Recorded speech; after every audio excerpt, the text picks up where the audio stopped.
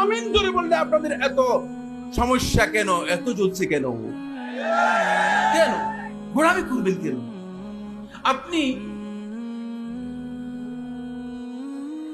আমাদের এক ছাত্র ঢাকার একটা মসজিদে সালাত আদায় করতে গেছে।